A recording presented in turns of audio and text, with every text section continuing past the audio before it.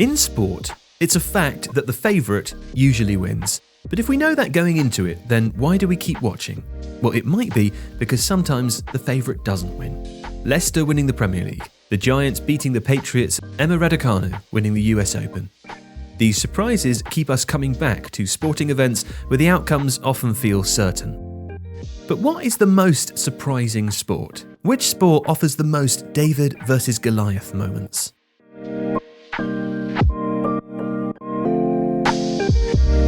So to answer this question, let's start by making a spectrum of some of the biggest sports. The most surprising will go at one end and the least surprising will go at the other. Now, to determine which sports belong at which end, there were a few options. We could have chosen rankings, but these aren't always accurate. For example, France were below Switzerland in the FIFA World Cup rankings going into the 2018 World Cup, but there can't have been many who considered the Swiss more likely to win the tournament. Seedings were another option, but in sports like tennis, they don't take into account variables like a player's strengths on certain surfaces or if they're coming back from injury, for example. So in order to determine which is the most surprising sport by outcome, we went for the one thing that's pretty consistent across all sports: betting odds. Now, analysing the historical bookies' favourites for a host of major sporting events, we found that the least surprising sport is men's Grand Slam tennis, where 76% of Grand Slam matches are won by the favourite. Just behind it in the running order is women's tennis, where that number is 72%. In the NFL and the NBA, it's roughly 2 in 3 games that are won by the stronger side, while baseball is a bit of an anomaly in North American team sports at just 58%. Perhaps more surprising is football or soccer, where only 52% of the odds-on favourites have won in Premier League matches since 2005. And the most surprising of the major sports we looked at is golf, where just 10% of the favourites win the tournaments they enter. But already we can start to see a few flaws here. So let's examine why these sports end up where they do on the spectrum, because there are a few factors at play. The first is the number of possible outcomes. You see, in the North American sports here, there's only 2 outcomes: win or lose. But in football, there's a third: the draw. Now, this is relevant to us because draws offer underdogs one more chance to avoid defeat, skewing the odds away from the favourites. So maybe football's 52% isn't as surprising as we first thought.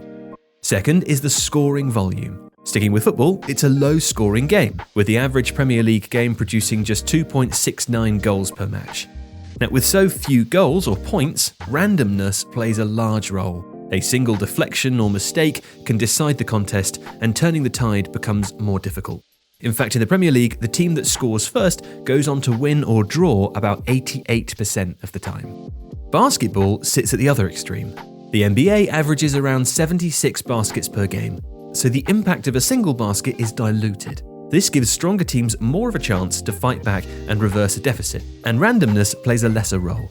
But it's not just how much is scored, it's how the scoring happens. You see, on the surface, baseball sees less scoring than American football. An average MLB game sees about 9 runs, compared with just over 5 touchdowns in football. So why do the favourites win more often in the NFL? Well, it's partly because a touchdown in football is worth 6 points, no matter how it happens, but scoring in baseball is different. A home run can be worth 1 run if the bases are empty, but if the bases are loaded, it can be worth 4. A single swing can dramatically flip the entire game, and that scoring volatility breeds unpredictability. The next factor is whether the sport is individual or team-based. Individual sports like tennis tend to be more predictable. When Jannik Sinner steps onto the court, he largely controls his own destiny. There are fewer moving parts, and if he plays to his ability, he generally wins.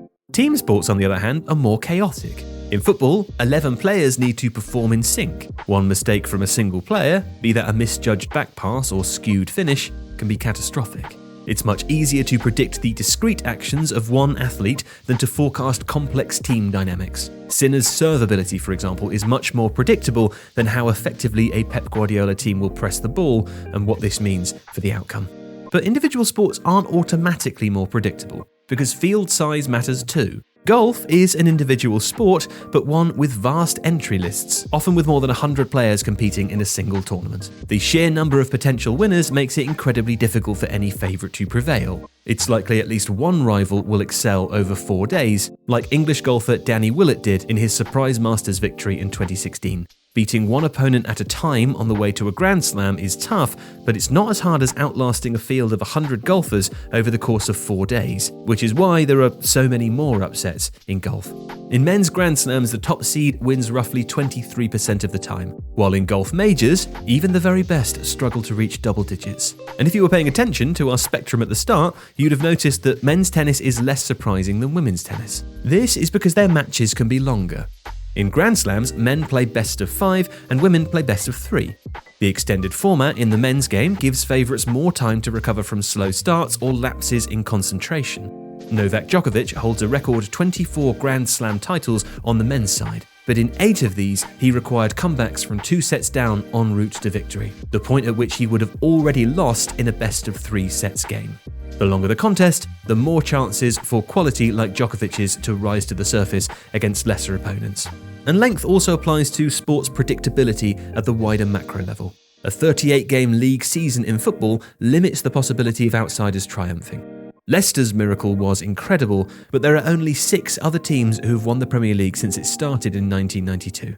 Cup knockout competitions, on the other hand, can see the strongest team eliminated by a single poor or unlucky performance. The FA Cup has had 6 different winners in as many seasons. And this is also why the NBA sees far more number 1 seeds win the title than the NFL does.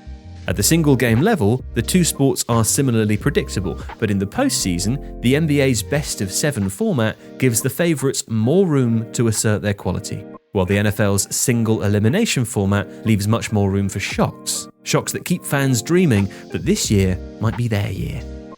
So, the answer to the question, what is the most unpredictable sport, is golf, sort of. If you like this video, please consider subscribing to the channel. The Athletic is home to the best team of sports writers, reporters, and analysts in the world, offering exclusive stories and unrivaled insight.